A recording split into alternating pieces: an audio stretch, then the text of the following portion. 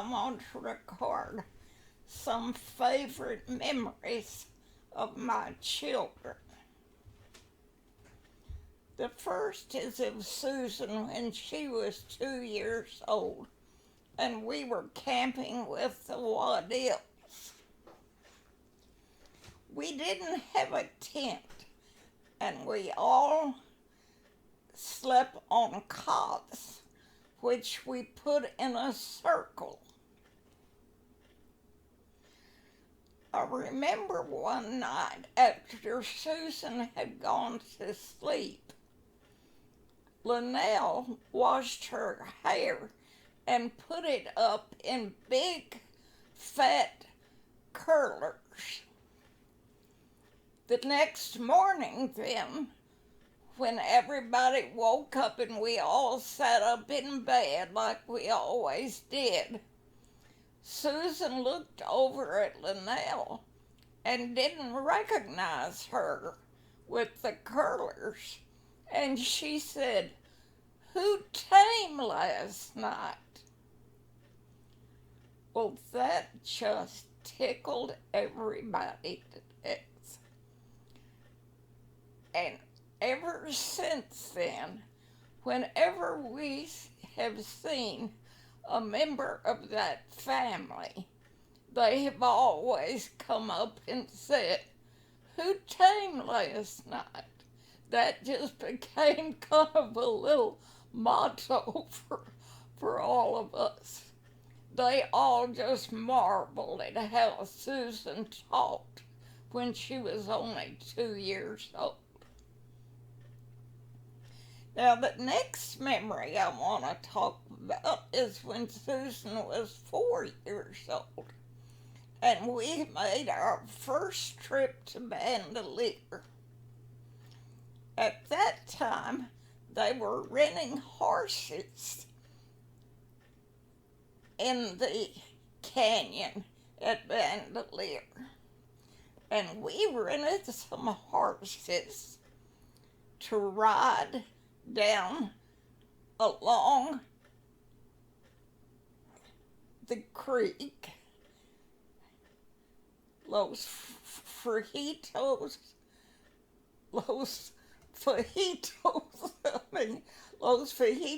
de los Frijoles. I think I got it right that time. We wanted to ride along the creek to the end of the canyon where the creek dropped off down into the Rio Grande River far below, making a lovely waterfall. When we rented the horses, the wrangler said Susan's horse would follow along after Ernie's horse, and there would be no problem at all. So we started out, Ernie first, then Susan, and then me. The trail along the steep canyon wall was a frightening trail, I thought, because it was so narrow and the canyon so deep and steep below us. But Susan seemed to enjoy it and did not act like she was afraid at all.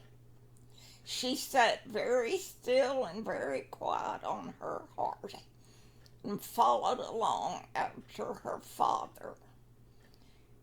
Then when we had gotten about halfway there, all of a sudden Susan's horse turned around and walked past my horse on that narrow trail that I thought was too narrow for two horses to walk side by side.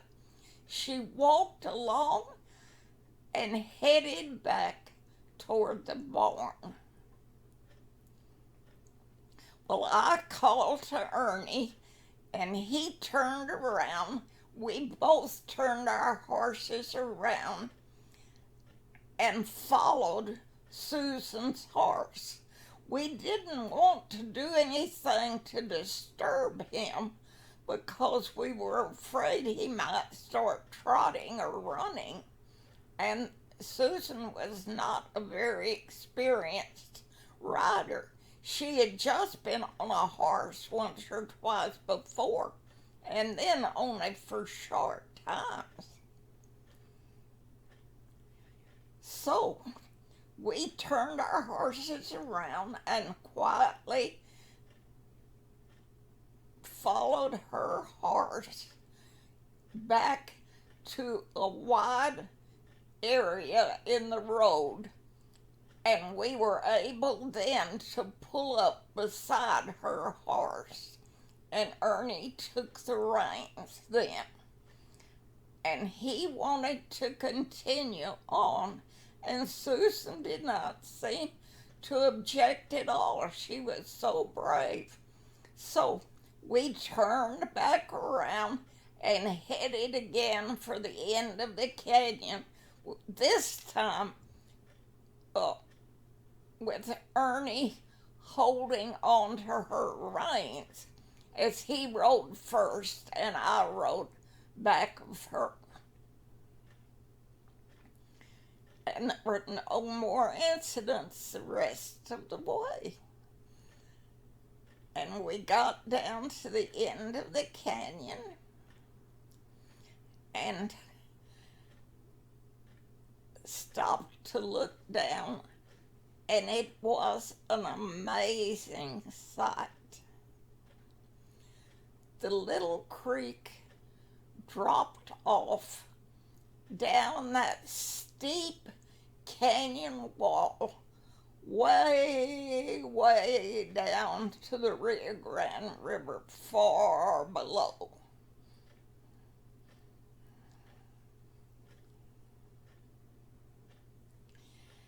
It made a lovely little waterfall, and it was a beautiful sight indeed.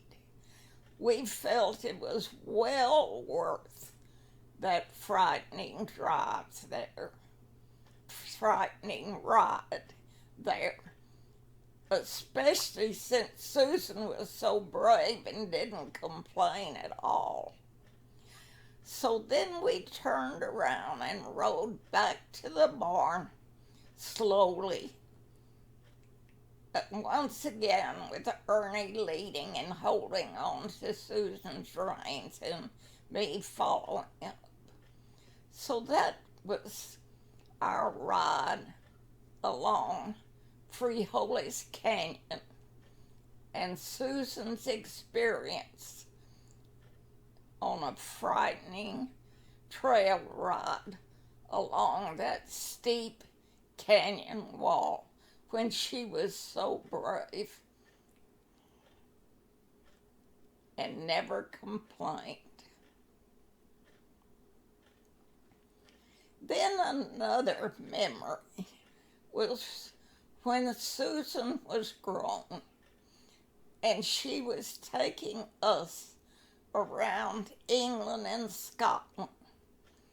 And I remember when she took us on a little ferry across to the island of Mull on the western coast of Scotland. Now, we went to this little island because we wanted to go to the island of Iona, where there was a Christian community. But the only way to get to Iona was to go to Mull and take a ferry from Mull to Iona. So that's what we had done. The trouble was, after we got on Mull, a big storm came up and all the ferry rides were canceled. And so We could not leave Mull to go to Iona, and we did not have a place to stay on Mull.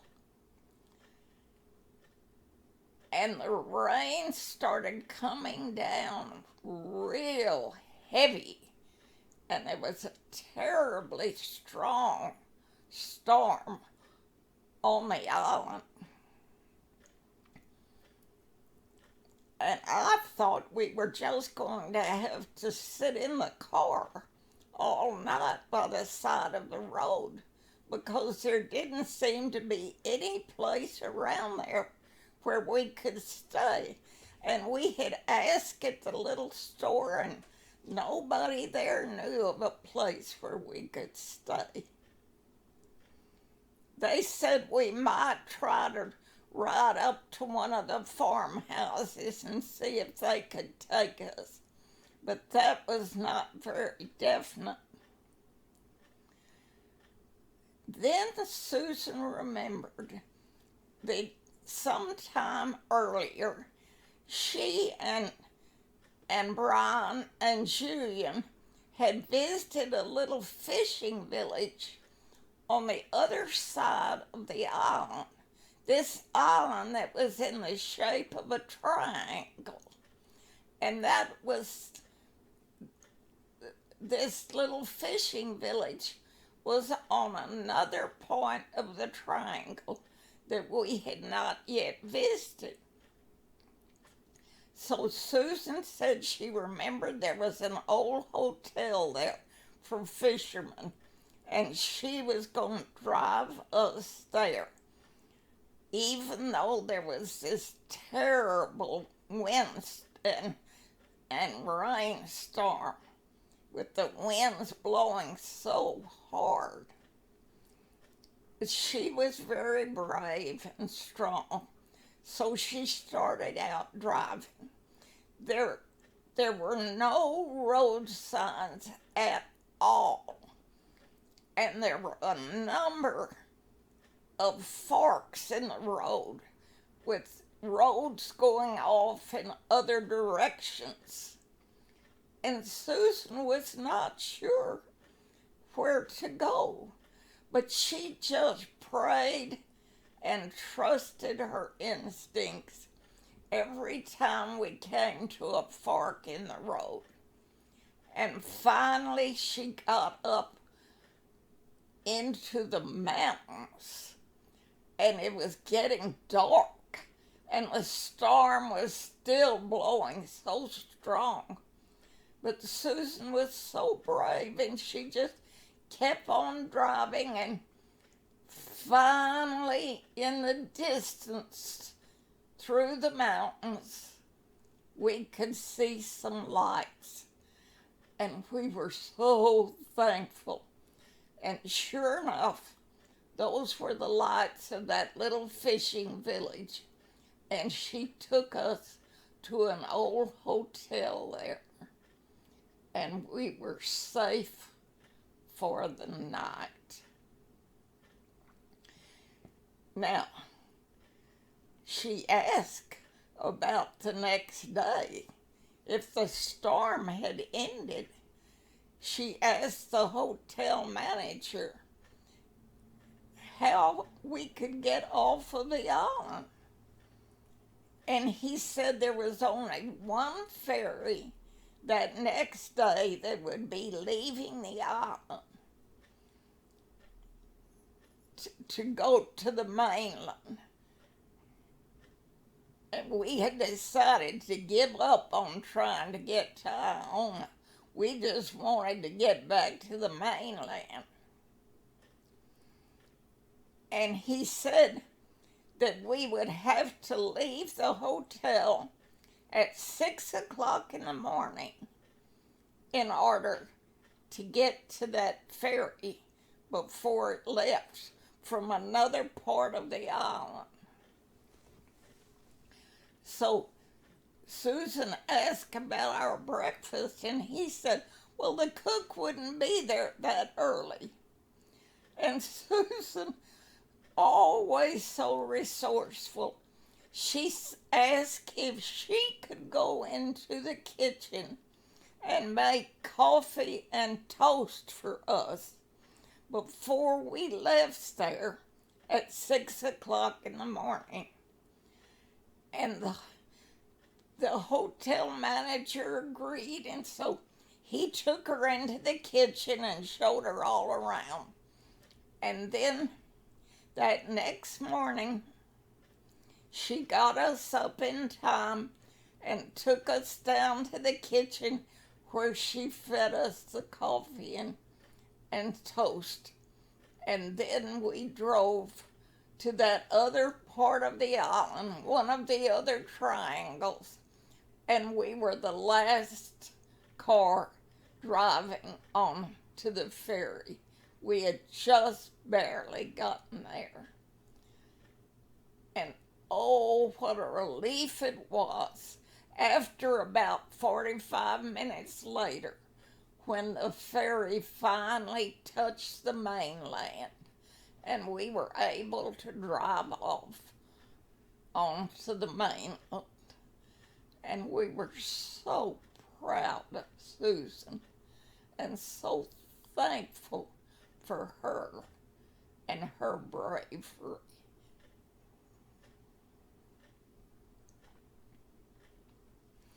So those are some of my favorite memories of Susan. And then when I think about Mark, one of my favorite memories of Mark when he was little was on his first visit to Bandelier. And I remember in the middle of the night, Mark rolled off of his cot and down under the side of the tent and outside, rolling down the incline to the edge of the little creek. And there he stopped at the edge of the little creek. And when he woke up there, he was not afraid at all. He didn't even seem surprised that he woke up and found himself on the shore of the creek. Instead, he just called for Susan calmly, asked Susan to come lead him back to the tent, which she did. That was the kind of relationship Mark had with Susan. Now, another memory of Mark, another very favorite memory of him, was when he was much older and when he graduated from Chamberlain Hunt Academy. Oh, I was so proud of him. He looked so handsome in that uniform. And before they gave out the diplomas, they announced special awards. And Mark had gotten a special award for his senior theme, which had been selected as the best senior theme of all the seniors. And then he received his diploma. Oh, I was so proud of him. That was such a happy, thankful day for us.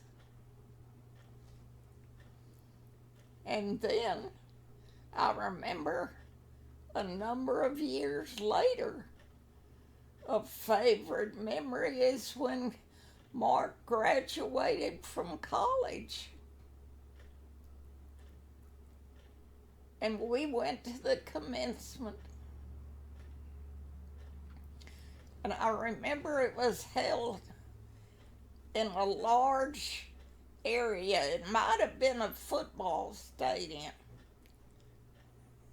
I don't recall for sure whether it was that or just a real big auditorium. But I remember the president of the college announced before he started giving out the diplomas that he announced to please hold your applause. Do not applaud for the individual students because that would make the ceremony take too long. He asked that we wait until all of the diplomas had been given out and then applaud. Well, when he called Mark's name, his friends did not seem to have heard the president. They shouted and clapped and made all kinds of noise to congratulate Mark as he got his diploma from college. And we were so proud of him.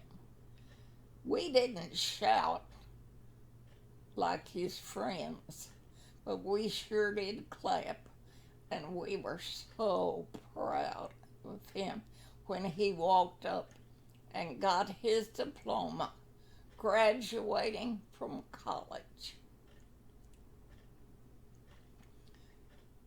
So those are some of my favorite memories of Mark. And then there's Peter. Now, one of my favorite memories of Peter was on his first camping trip when he was 1 year old. He had not been walking very long, and he had a little trouble walking on that uneven ground around the campground. And he kept falling over and sitting down every once in a while. But he would just get back up and walk on. Well, once when he started walking near the campfire, all of a sudden he lost his balance and he sat down in the campfire. Oh, thank goodness Ernie was right there watching him all the time. And Ernie pulled him up very quickly before he had a chance to be burned. I know the ladies in the next camp saw him fall into the fire and they rushed over to see if he was all right. They were surprised that Ernie had gotten him up before he had had any burns at all. It didn't bother Peter at all. He just got up and kept going. Now, another memory I have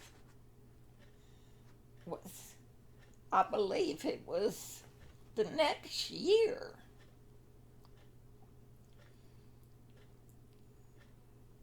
No, I think I'll tell about another one that first year next.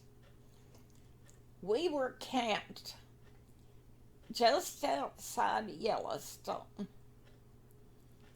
in a little campground by a little creek. It was such a nice place. And I remember that Peter was playing outside, just outside the tent, playing with his little trucks and pushing them around in the dirt outside the tent. And then he got up and stumbled over to the picnic table, which was some distance away from the tent. and he started climbing up on the picnic table. We didn't think he could climb like that. We had never seen that before. But he climbed up on the bench, and then he climbed up on the top of the picnic table. We just sat there in the tent looking out, amazed that he had gotten up on top of the picnic table. And then he reached over and got a jar of jelly, and he managed to get the top off of that jar of jelly, and he reached his hand down in the jar and just scooped up a big handful of jelly and put it in his mouth. That was the funniest looking thing I ever saw. He was having such a good time, and he just loved it. And he was so proud of himself that he got all that jelly all by himself. Well, there's so many other funny little things that I remember about Peter. And it's hard to decide what to go next. But I think I have to go with something very important. We had stopped when we were driving through the Tetons. We had stopped at a beautiful little log chapel by the side of the road. And outside the chapel was a place for people to hitch their horses when they rode up to services at the church. There was this hitching rail. And we went inside the chapel, and back of the communion table at the center of the rostrum, back of that was a large picture window, which was the main thing back of that end of the chapel. And that picture window showed a view of the Teton Mountains, which was just breathtaking. It was the most beautiful view I think I'd ever seen. And you know, Peter was just mesmerized by that view. He kept his eyes on that window the whole time we were in that chapel. We got there near the end of a service and stood at the back, and Peter just kept looking out that window. He had loved it so. Now, the next year, when we were in Yellowstone and then the Tetons, Sunday came and we decided that we would like to go down to that pretty little chapel and try to attend the services again. This time, hopefully getting there in time for a whole service. And so we went down and got inside. The chapel was absolutely full. It was packed, and there were people standing all around the sides of the building on the inside. And when we looked at the church bulletin, we saw that the bishop, the Episcopal Bishop of Wyoming was there preaching that day because this was a little Episcopal church. And so we stood there all during that service and listened to the bishop preach while Ernie held Peter and Susan and Mark and I stood beside him. And all the time, Peter was looking at that window and that view of the mountains.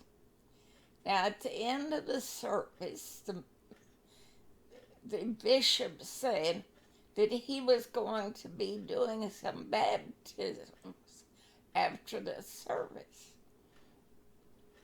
So as soon as he said the benediction, Ernie went up to him, and Ernie asked him if he would baptize our little boy. Now, it was always hard for a minister to find the right time to have their children baptized, since they were usually preaching, and the ministers that they always wanted to have a special minister to baptize their children. And it was hard to find a time when they were not preaching and the minister they wanted them to baptize their children could do it.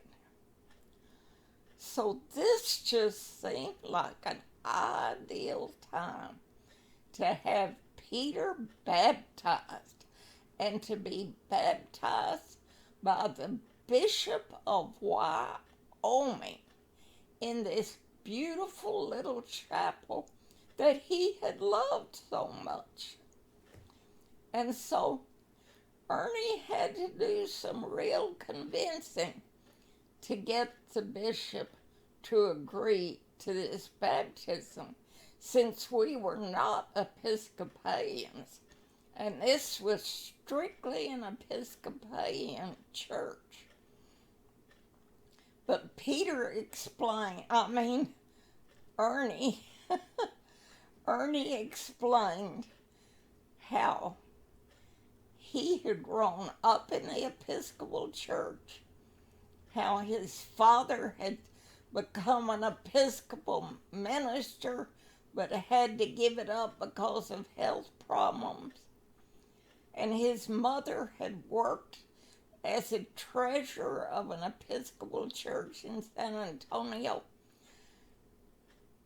And he had only changed to the Presbyterian church when he was a teenager because his best friend convinced him to change to that church. So he finally convinced this bishop to baptize Peter. And we walked up to the front of the chapel, and Ernie held Peter, and I stood beside him, and Susan and Mark stood beside me. And Peter kept his eyes out that window, looking at that beautiful view of the Tetons the whole time as the bishop read the service and baptized him.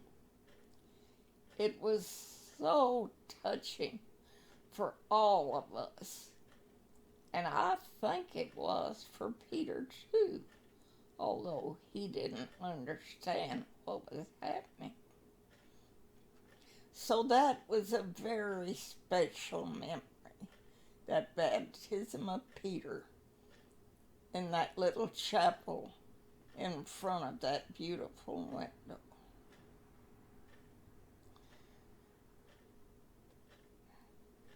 So, those are some of the memories I have of Peter when he was a little child.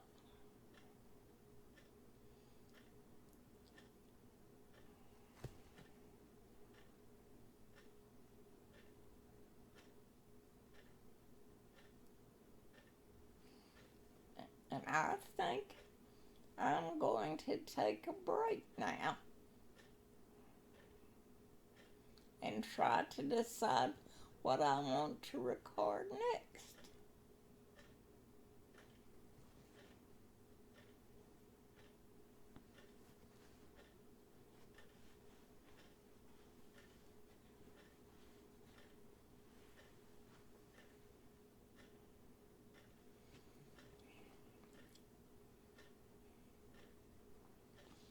All right, I think I'm ready now.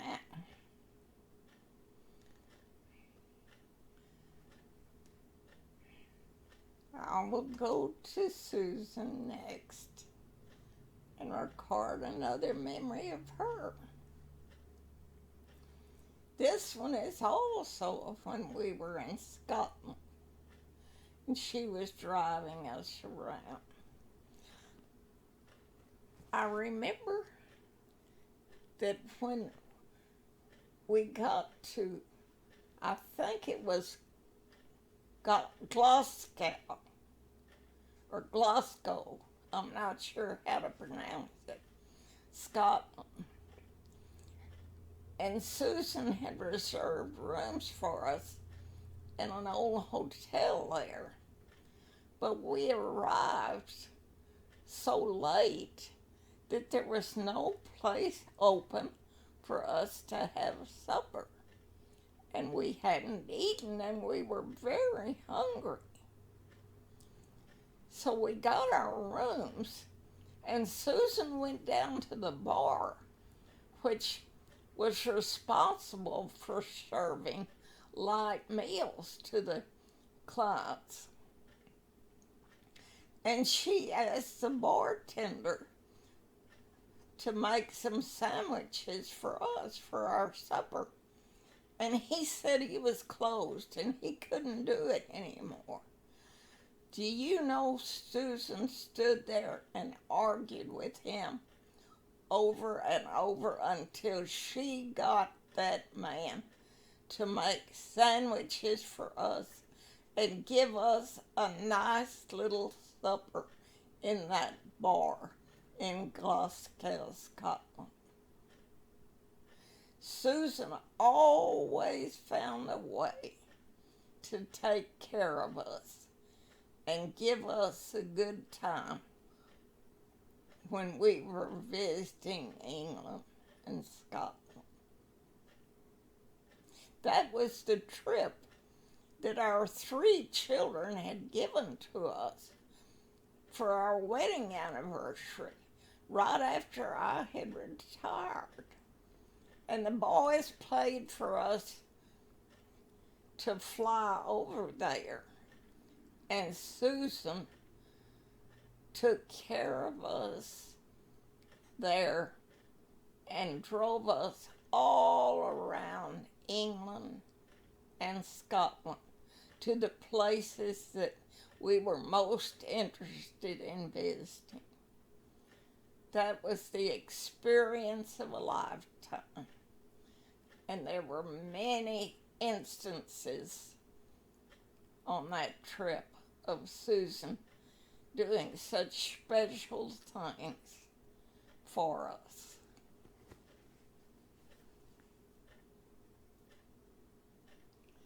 Then another memory of Mark, which just comes to my mind, was when he was in Vietnam. And we had been so worried about him for so long. And it was hard to get mail. And one morning, Lo and behold, I got a phone call from a man who said that Mark was trying to call me from Vietnam. And Mark had arranged to call somebody who then would call somebody who would get through to me in Austin, Texas. That was the most exciting time. I couldn't believe it. I was so excited about Mark calling that all I could do was cry. And he was wanting to talk to me, and I was so emotional I could hardly talk. I just kept crying. But that was such a wonderful thing of him to do, because it gave me such comfort for him to call and to know that he was all right. So that's one of my favorite memories of Mark.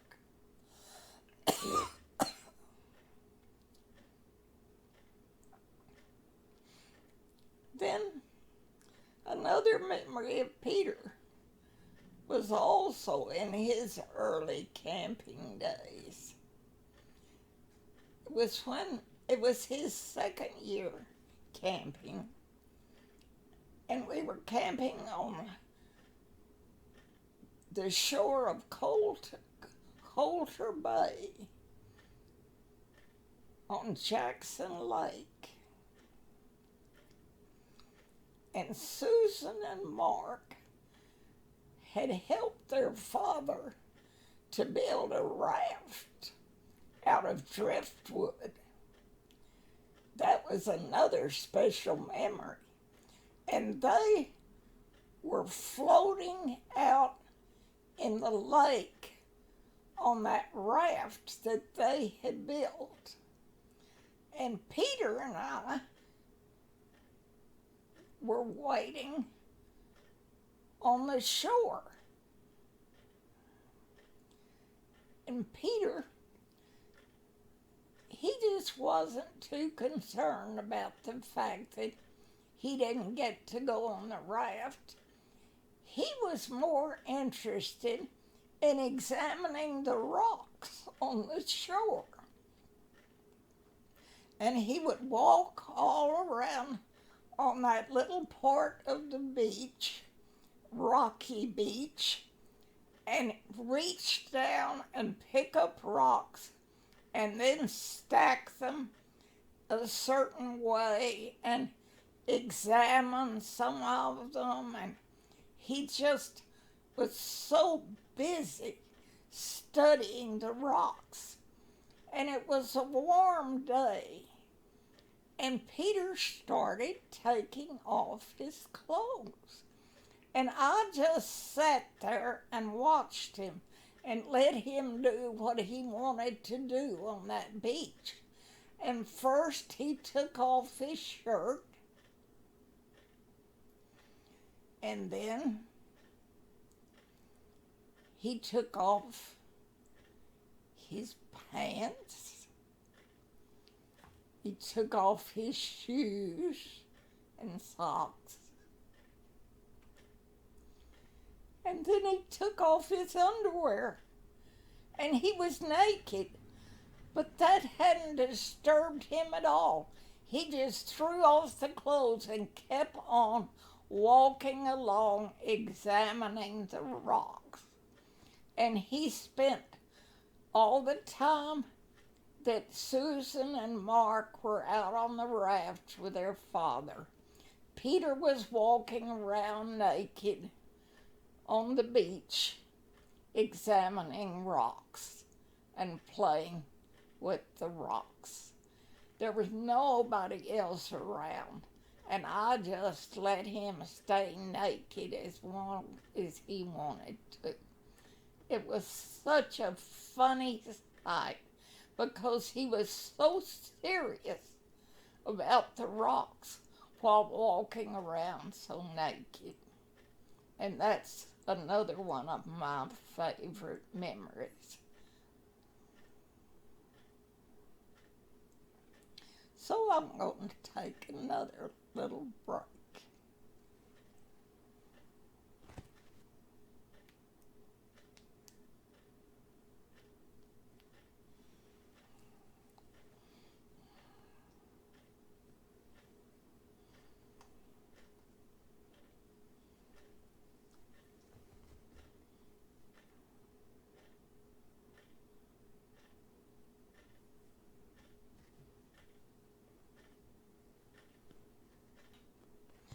I told in this section that I recorded about uh, highlights of our time in California, I told about Susan's baptism then,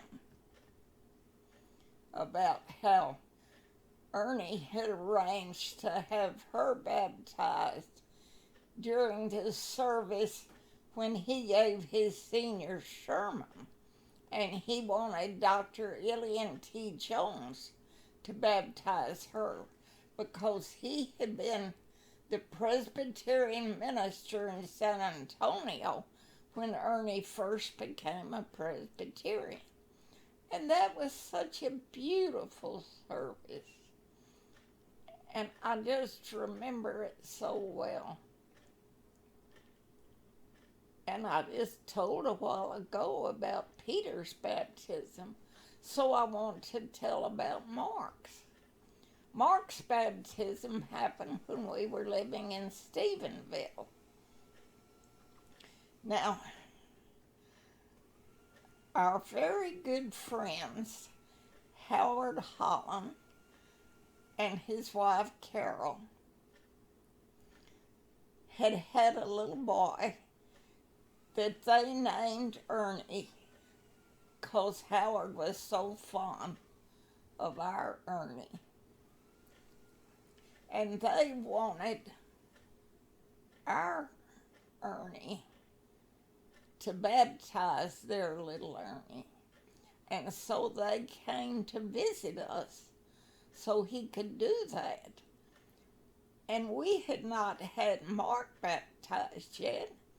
We're just waiting for a very special time.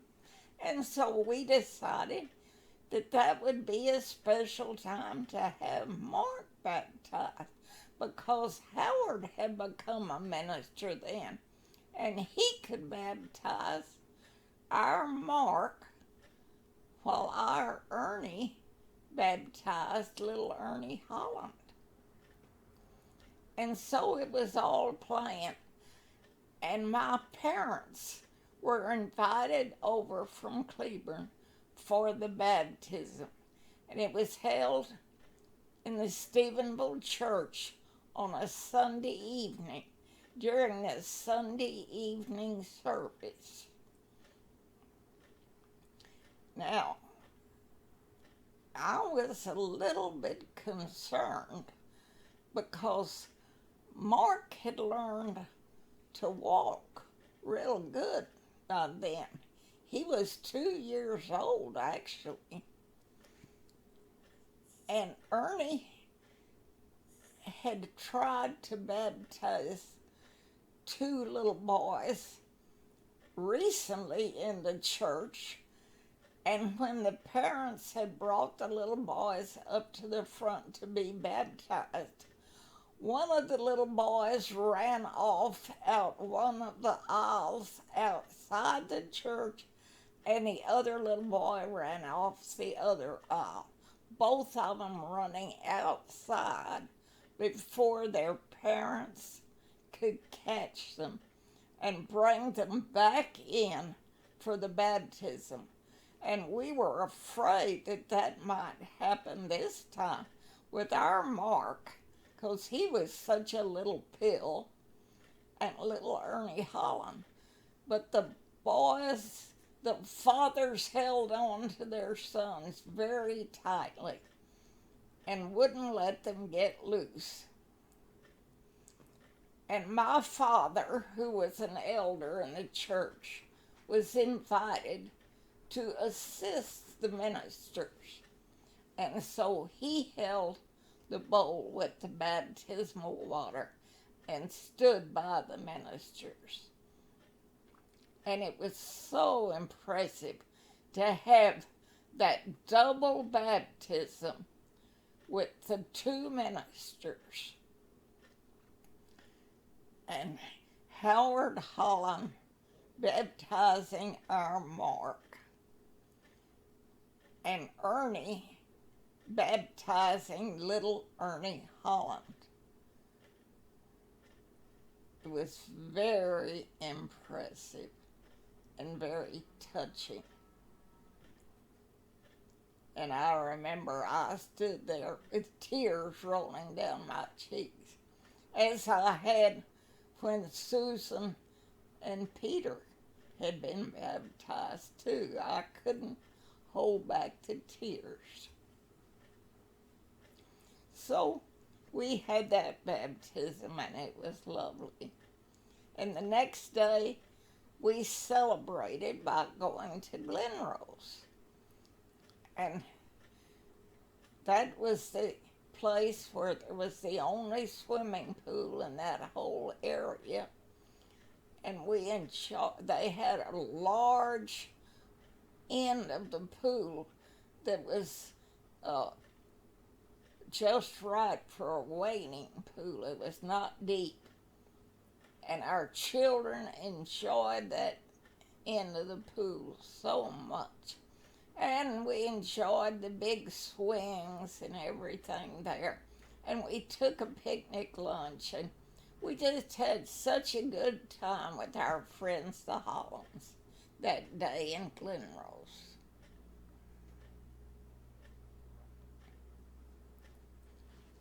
Now, I had forgotten to say that when Peter was baptized, we celebrated afterwards in Wyoming after the bishop of Wyoming had baptized him. We went to a barbecue place nearby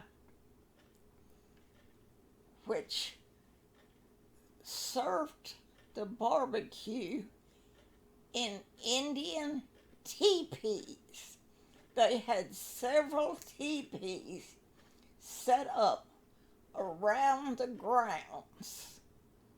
The barbecue was laid out on long tables, and you filled your plate, and then you went to one of those teepees, and there was a table on the outside of the teepee where you could sit, and there was a table on the inside of the teepee.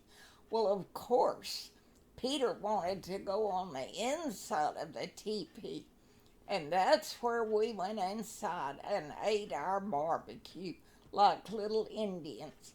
And that was such fun for us, and Peter loved it. So that was how we celebrated his baptism.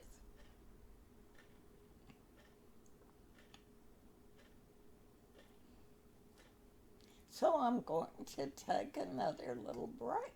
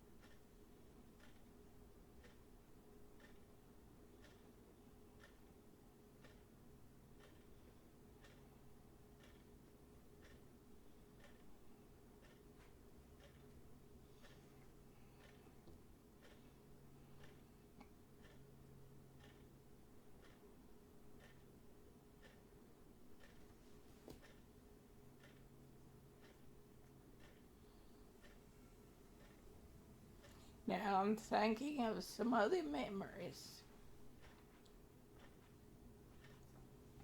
of my children that I especially like.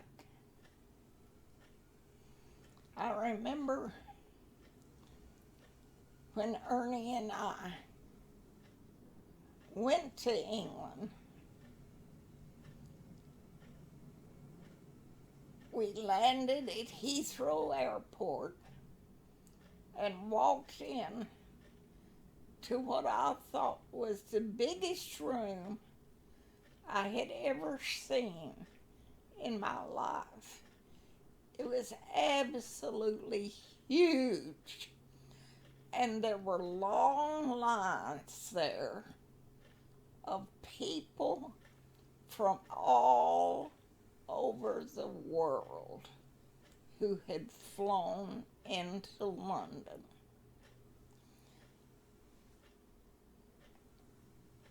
It was absolutely amazing. And I'll admit that I felt a little uncomfortable and almost frightened in that huge room with all those strange people, strange looking and strange costumes, standing in long lines as far as you could see. And I didn't know what was going to happen next.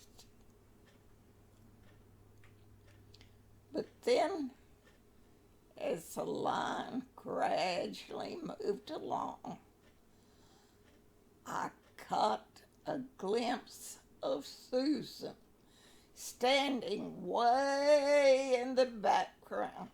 I could just see her face. She had come to meet us, and she was standing there waiting for us to go through customs and get our luggage. Oh, I was so relieved to see Susan, the one familiar face in all that crowd of Ernie and me. To see Susan standing there. Oh, I was so thankful to see her. And I knew then that everything was going to be all right, because Susan would take good care of us in this strange, unfamiliar place. And she did. She took great care of us.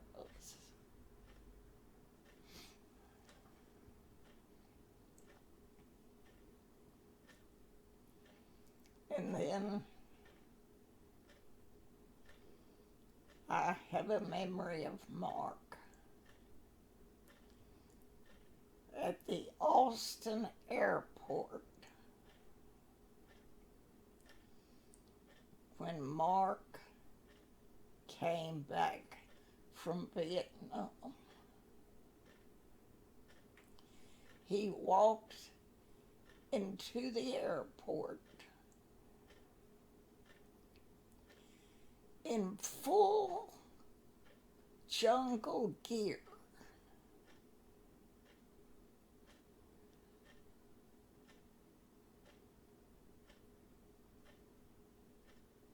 But he was safe, and he was sound, and we were so thankful that he had made it back alive.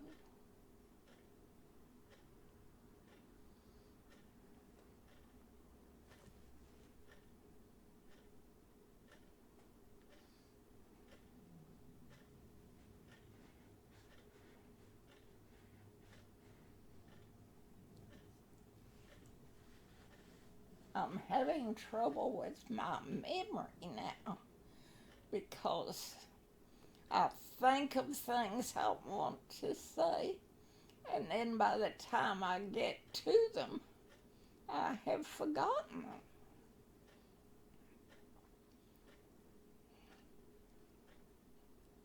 I had another memory of Mark that I wanted so much to mention, and now I can't remember it.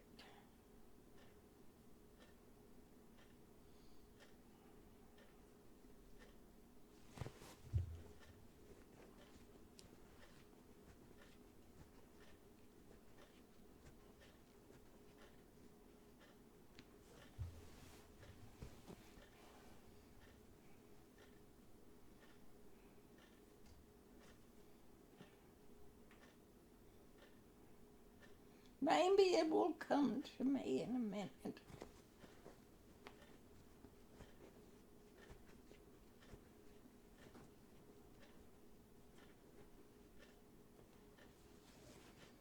I'm thinking of another time with Mark when he was working for Chico and was stationed at Alice, Texas. And Peter drove Susan and I down to Alice to visit Mark. And I remember the next day, he took us to Kingsville to visit the King Ranch. Oh, that was such a thrill for me.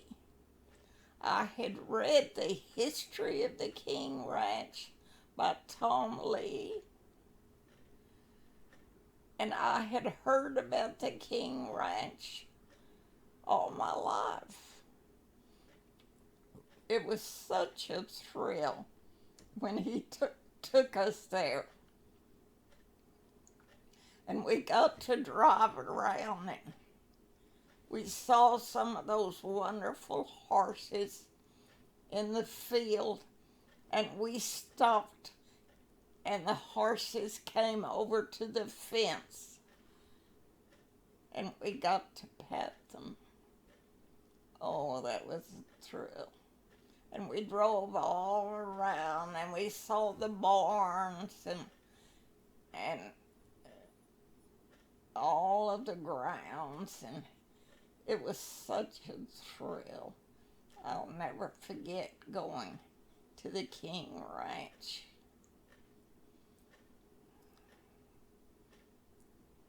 And then Mark drove us down toward the coast to a place back away from the beach in an isolated place where there was only one building, and it was a restaurant, a wonderful, wonderful restaurant. Oh gosh, that was one of the most wonderful restaurants we had ever gone to. And I remember that great seafood dinner we had there. It was so special. And then Mark took us to Corpus, and we went down on the beach. Oh, we had such a good time on that trip.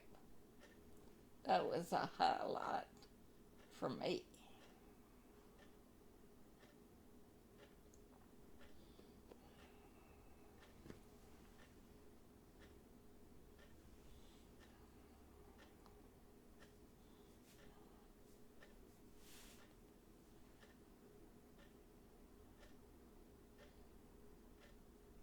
So I'm going to have to take another little break while I get my mind working a little better.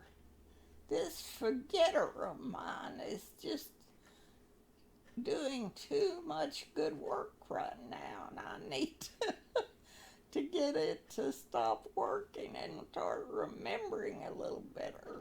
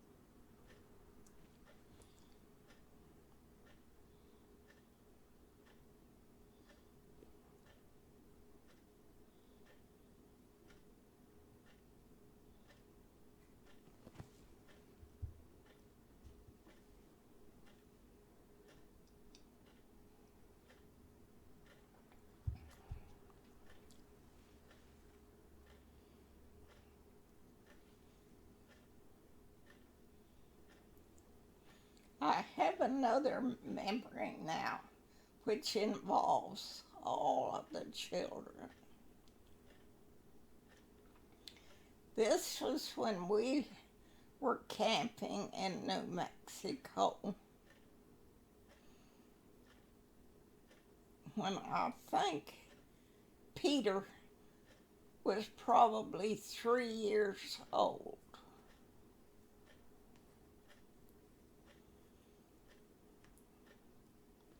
Maybe 4. And Ernie had always wished that we had horses at our camp. And sure enough, when we went to church one day near our campsite in New Mexico, we met a farmer.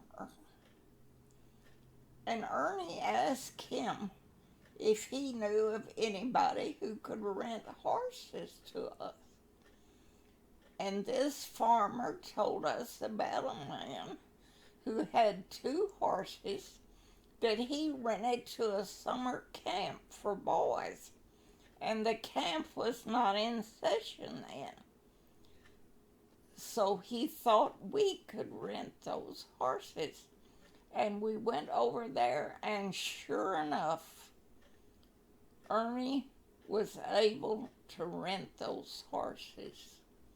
The man just completely trusted Ernie to take his 2 horses, to take saddles and all the gear needed and all the feed needed to take back to our camp, which it was in the area known as Tres Ritos, back of the Angostura campground, where we were camped back alongside a little creek back in the woods back of that campground. And so Ernie rented the horses,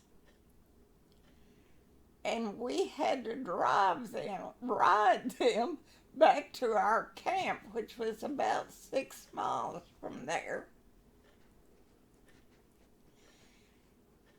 And Ernie and I took turns driving, and then one of us would be riding on the horses all the way. And we took Peter in the car because he was not old enough to ride a horse by himself. And so we got the horses those 6 miles back to our camp, and we staked the horses out by our tent. And Mark and Susan took care of the horses.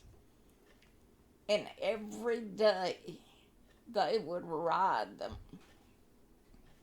And Ernie would take Peter with him. Or Peter would sit up in the saddle by himself, and Ernie would lead him. There was an old logging road next to our camp that led up on top of a mountain to the old logging camp.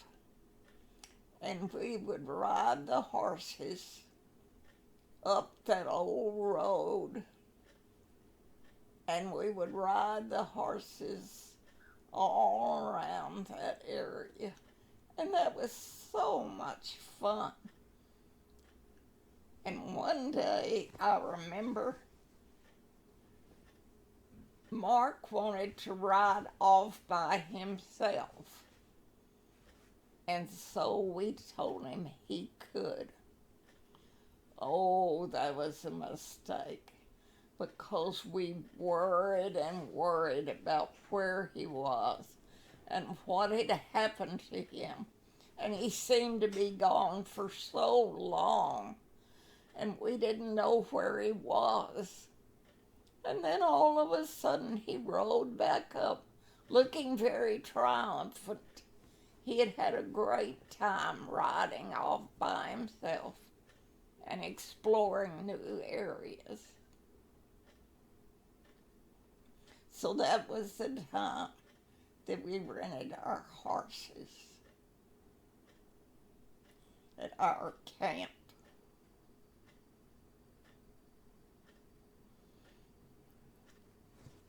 Then I remember another time, I think it was in that same camp, when Susan cut her foot on some glass, evidently in the creek when she was wading barefooted. And the cut was not real bad, but we knew she needed a tetanus shot.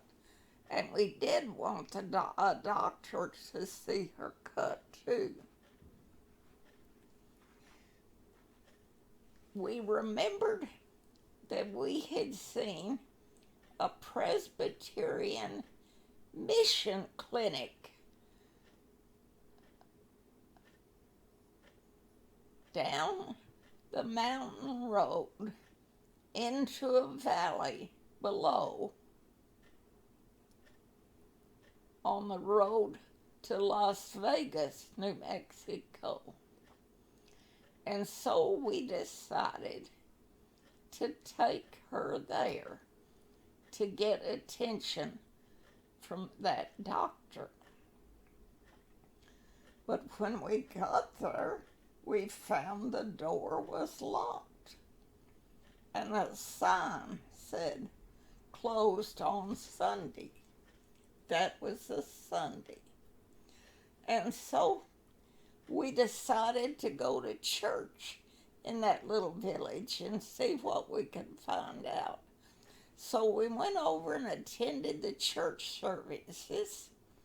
And then after church, a young man came up to us and introduced himself as an intern in that Presbyterian medical clinic. He was working there for the summer. He was a college student. And we told him how we had tried to get in and the door was locked. So he told us to go back over there and he would let us in the back door, which he did. And then the doctor came out and she checked. She was so careful. She wanted to be sure Susan was not allergic to tetanus. And so she gave her a test first for that. And then she was so happy to learn that Ernie was a minister, a Presbyterian minister. And so this doctor and the nurse there invited us to have lunch with them at the clinic. They had an apartment at the back of the clinic. And they made sandwiches and invited us to come sit around their big round table. And they were just so happy to have a Presbyterian minister there that they could visit with. And so we sat there and talked to them, and Susan and Mark and Peter just behaved perfectly. We were so proud of them because these grown-ups were doing all the talking. Now, at the same time in that clinic, there was a woman who was about to have a baby. A Mexican woman who was in a room there in labor, and her husband was sitting out in the waiting room waiting for her to have the baby. And every once in a while, the nurse or the doctor would go in and check on her. And the young man who was the intern was setting up a camera because he was going to take a picture of the baby when it was being born. He had gotten permission from this family to take this picture. So we got to just be there when all of that was going on. And after lunch, the nurse did eventually give Susan a tetanus shot. And they had wrapped up, the nurse or the doctor had wrapped up Susan's foot. And so we had accomplished what we came for, but we had received so much more than we expected because we had had this wonderful visit with these missionary doctor and nurse, and we had gotten to see them caring for this woman who was about to have a baby and learn all about the operation of that clinic. It was fascinating. So we were so thankful that we had an excuse to go to that clinic and to learn all that and to visit with all those interesting people. So we could thank Susan for that.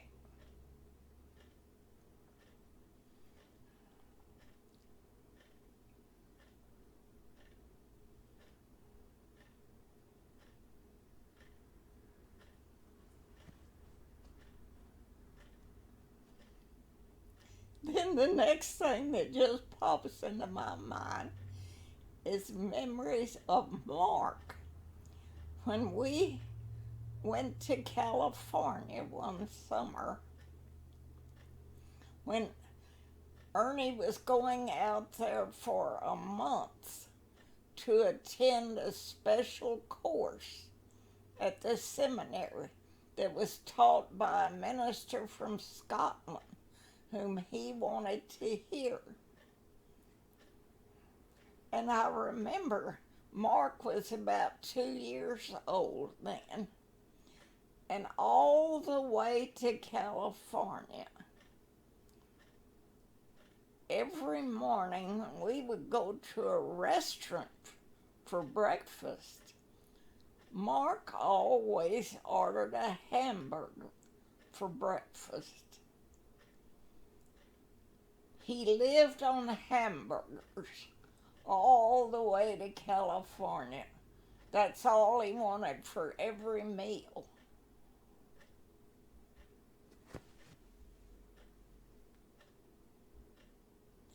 Then when we got to California, we went to the Sequoia National Forest or National Park, where the wonderful big trees were.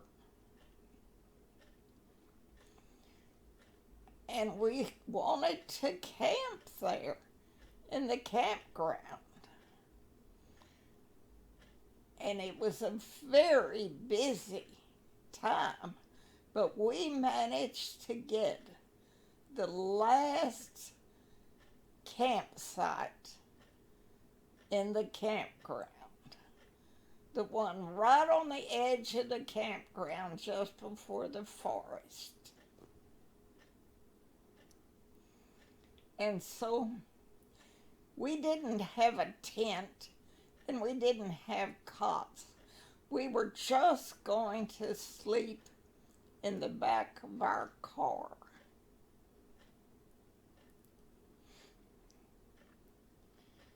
And so that's what we did.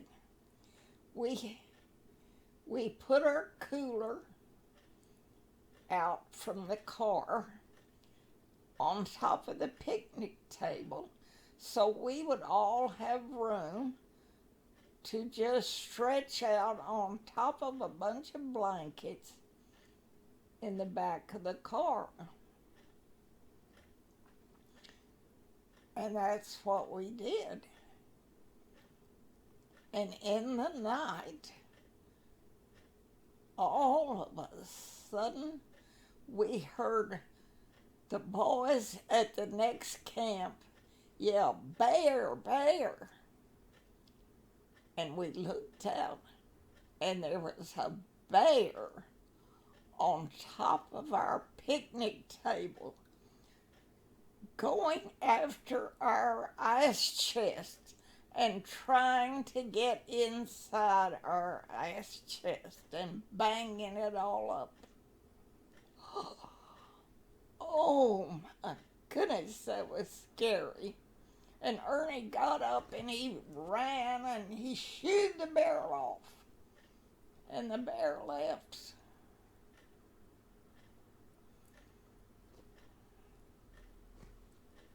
And then the ranger came down there and chewed us out for leaving out an ice chest on the picnic table because the rules had said to not leave anything out like that that would attract bears.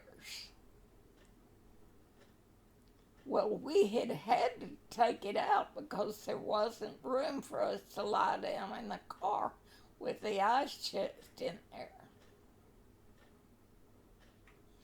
But the bears had ruined our ice chest. And that was that. And the next morning, I remember when I went to the restroom, that was all the talk. All the ladies were talking. They said, "You know, some people left an ice chest out on the picnic table and it attracted a bear. And he came up there and got up and tore up that ice chest." So I didn't say that was me. That was our campground. I was too embarrassed. But we had learned our lesson. Never even leave an ice chest out when they're anywhere where there could be bears around.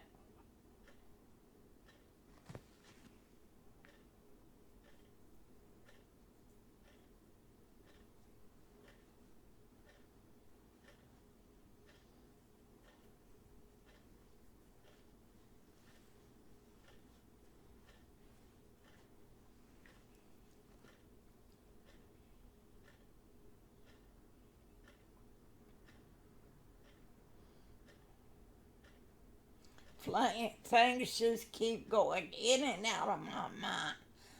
My mind is just full of wonderful memories of my children. But they keep flitting in and out. And I think of one thing when I'm talking about another, but then when I'm through with one and want to go to the other, it's gone. That's the way my mind works at 98 years of age. I'm just thankful for the memories that I do have.